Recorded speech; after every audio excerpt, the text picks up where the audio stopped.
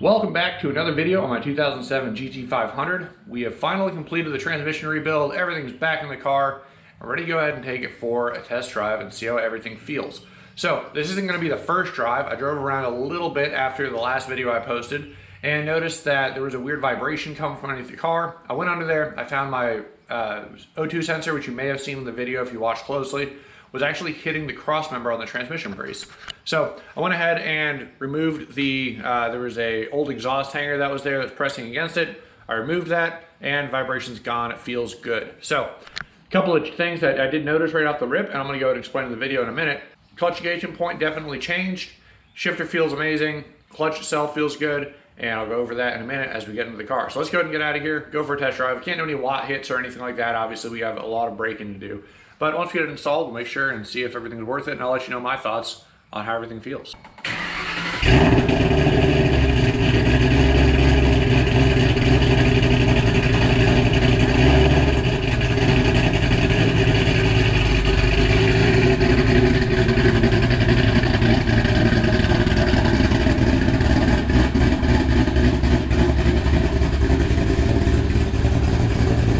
All right, so right off the bat, in the car, going into reverse feels super easy. Like, there's just no resistance whatsoever. And on my old setup, it used to be, I kid you not, it was like a battle trying to get in reverse. So definitely something fixed there. I don't know if it was the synchro that was absolutely shot or what. Now let's go ahead and get on the road. So right off the bat, we're going to go ahead and kind of just feeling all the gears out. Feels real good. The going into first, right into second. So could be the shifter, it could be all the other work we did and everything. Feels great. We can keep on driving and see how it does. But second gear so far, third gear so far, and that's how it's supposed to be. Doing a nice slow driving, pretty good. I will say the biggest difference I'm noticing between the MGW and my previous Barton is that the engagement is so much closer together. So it just feels natural going into gear. Before it felt like I had a lot of extra play to try and get it all the way over to first, get it all the way over to second, then it would kind of shoot to the middle. This almost naturally just follows right within the next gate of the gear. It's pretty nice, I like it. And after seeing how the gate looks when we have it pulled apart, it makes sense. The actual gate itself is nice and is angled to kind of help you with those shifts and make sure everything's happy. So there we have it. Now I'm going to go ahead and take the highway over to where I'm going, just because I want to go ahead and see how it feels at speed. As you guys know, we did have a drive shaft issue. Reverse lockout, by the way, is good to go. Can't put it in reverse. We're going forward at, you know, almost rolling speed, which is ideal. I wanted to make sure, because earlier I wasn't sure if that was engaging or not, but we're good. And then sixth gear. So I will say the car feels so much smoother. It's not even funny. The drive shaft, everything we adjusted, it just feels good. You know what I mean? I'm very happy with that. So all in all, I guess the question is it worth it? Well, yes. Should you do it yourself? That's a bit more up to debate. There are some parts to this install that I think I would put it in the, maybe not like, I would put it in the advanced category. Short of rebuilding an engine, I don't think this is probably one of the most advanced things you can do on a manual trans car anyway. Automatic transmissions, in my opinion, are next level difficulty. So yeah, we're just cruising at 60 and feels good. Feels really good. So let's see, I want to see if there's anything else I wanted to cover. My main thing is I want to get on the highway and see how it feels going there. So we'll see what that does. One thing I did notice, the clutch engagement is different. I keep speaking on this. So previously on the car, and it's kind of weird because I'm kind of having to relearn how I drive this thing.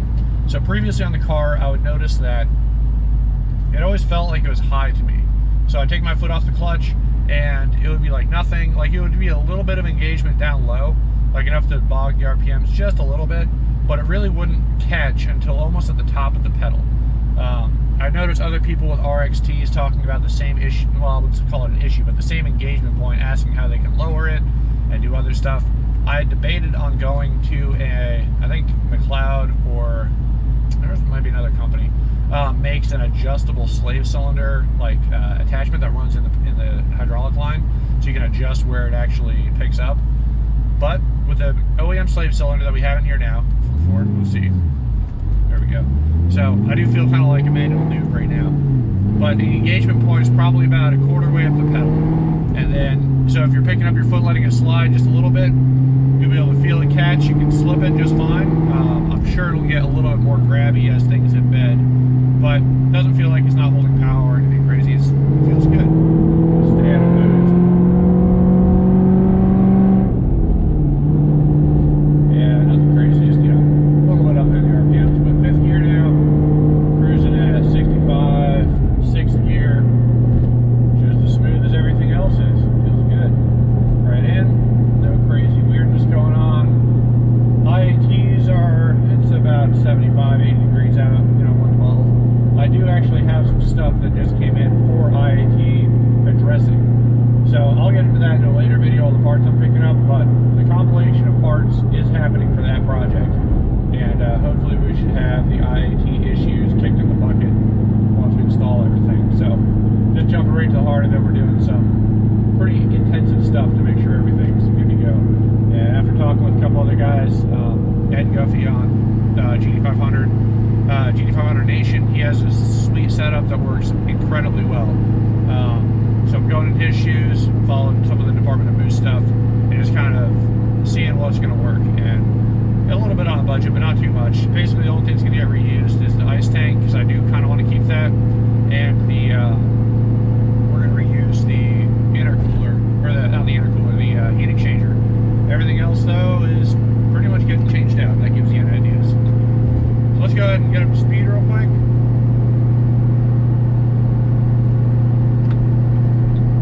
Nothing too crazy.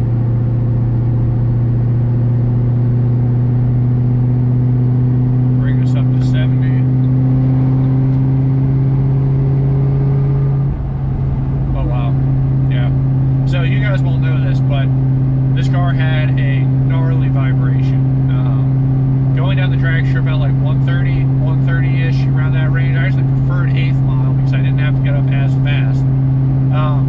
There was a pretty nasty vibration in the whole car. Like you can see it in the 60 to 130 video. I'll post a clip right here. 60.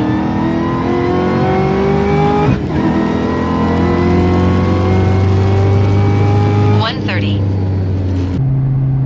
So that clip of the phone going like freaking wild, that's because that phone has no vibration control, and that's what it felt like in the car. Like, it was not ideal. And after looking into it further, pretty much without a doubt, it was the drive shaft vibrating around. So the steel drive shaft we have in here now is nice and tight. It feels good, and I'm pretty happy with that. Holy cow, there is one hell of an accident over there. That sucks. There's a car upside down in the opposite lane. That's nuts. People in the Midwest, guys, can't drive. And they can apparently anywhere else in the country, but out here it's nuts. Watch people blow red lights all the time and everything is crazy. But the reason I'm driving the GT500 is I got to get these braking miles on the clutch. Highway driving doesn't really do it. McLeod wants 1,200 clutch cycles. I don't know if we're going to get 1,200 clutch cycles out of there. Thought about kind of just kicking it while we're in the car, going on the highway, just kick it every so often. I don't know if that counts or not, but we'll see. We'll do a couple of those, but I've seen people just kind of send it right off the rim, and also it's fine. But we'll do our due diligence. At least a couple hundred miles of braking before we do anything crazy. Yeah, pretty much everything I got on the drive, so I'm going to go ahead and get to where I got to go. When we get back to the house, kind of go over everything, see what you guys' thoughts are. I'll do a recap of everything we did all at once, so you guys have it all in one video. And then we'll see you guys, well, see you back when we get back to the house.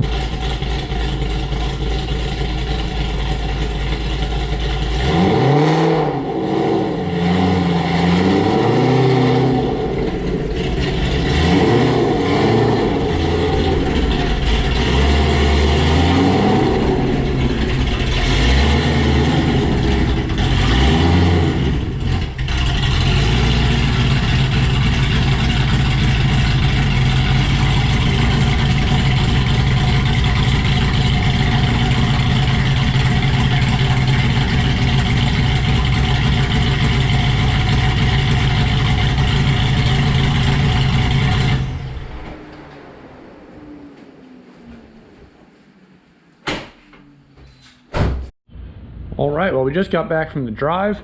I do think the clutch bled itself a little bit more as I was driving. The engagement point's a little bit higher up and kind of back where I'm more used to it being at. So I imagine as it gets broken in, it'll feel a little bit better. And, well, maybe not better isn't the right word, because it feels great. Don't get me wrong, it feels great. But it'll probably change characteristics a little bit as you get things broken in and good to go. I forgot that we did new brakes, so when I was going around, I was like, man, what does that sound? But there's a bit of, I don't know if you can see that, little bit of texturing on the brake calipers from the resurfacing. So they're making kind of weird like hummy sound as it breaks in. So once it smooths out, it'll be gone and it'll be good to go. But yeah, so super happy with everything. I think what I'm gonna go ahead and do real quick for you guys, we're gonna do a cost breakdown on the laptop and just kind of go down everything that it costs to do this whole project. So this way, when you guys go to budget it, you can go ahead and add or subtract stuff if you don't or do want to do stuff, and we'll kind of go through it. So I will say, I do think it was worth doing it myself, doing it through one of the trans rebuild companies. Basically, the only money I wouldn't have saved any money. It would have cost me about $500 in shipping. It would have added on the labor of doing it at a transmission place, and if yours is in good working order, I highly suggest you do it yourself. I don't think it's that bad. And then the flip side is if you have a damaged transmission, you know there's problems, it might be worth taking it to professionals, and then they can diagnose and make sure everything's within the spec as they have the experience to do so. What you're paying for is the experience. So just kind of depends on what your situation calls for. But I probably saved, I would argue, I know a base rebuild from Ben Calamer, according to their website, and they're one of the least expensive ones, is probably about, I think it was like $1,500 to $1,600. So maybe it was $1,800, it was around there. Not including shipping to and from. We would have also had to pay for 2 new gears and the other stuff. So probably saved about, I would argue, about maybe almost $2,500 doing it ourselves. That doesn't include the clutch, it doesn't include the drive shaft, all that other stuff that's kind of like small and stuff labor intensive in there. I still would have had to pull it out myself, put it back in, same deal with the clutch and all that. So, you know, it is what it is. So I'm gonna go ahead and do a cost breakdown, and then we will go ahead and be done. All right, so this is the budget. So let's go ahead and run down and show you guys what we have going on. So my tools budget, this does not account for things that you will need. This is stuff that I needed to buy on top of what I already have. So air gun, already having a more fairly comprehensive set of tools and everything. So I needed an additional $409 worth of tools. Pilot bearing puller, didn't originally think I needed that. Transmission jack, I got a good deal for $100 on Facebook. I think run closer to $200 new. Went ahead and grabbed our bearing separator, lock ring pliers, and our 10-ton puller, which looks like it went down about $20 since that last when I originally bought it to where it is now. So moving down, we have our Texas Drivetrain Stage 2 upgrade kit. $589 is what I paid. It is now $629. That's the increase I was talking about. The rebuild, so this is what I originally budgeted for the rebuild, what I thought it was going to cost me. Turns out shipping was extra, and that is not at all accurate. So the actual rebuild cost me $1,134, $864 plus shipping. That's where that total comes from. Going down, we now have 166 for the slave cylinder. That was off Rock Auto. Same thing, no change there. The pilot bearing, no change there. National bearing from Timken, no change there. You'll notice some of this stuff's pretty cheap in terms of from Rock Auto. Where they get you is usually shipping. So try to group your stuff together, and it'll generally work out better. Put in your destination, you'll see what I'm talking about. 4 quarts of Mobile 1 ATF, $32, no biggie, $8 a quart. And that brings my original budgeted total for the transmission side was $1,296, a lot closer to $2 grand. $1,954 is what the transmission stuff cost me.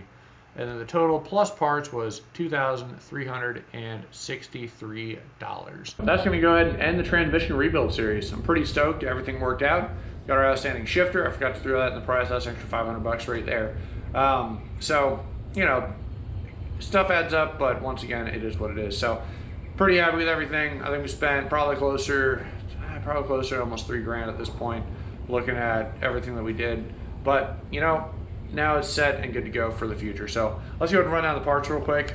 So just a couple of things. The old parts or old synchros and stuff. I don't actually know what to do with all this. But yeah, old blocker rings, old synchros.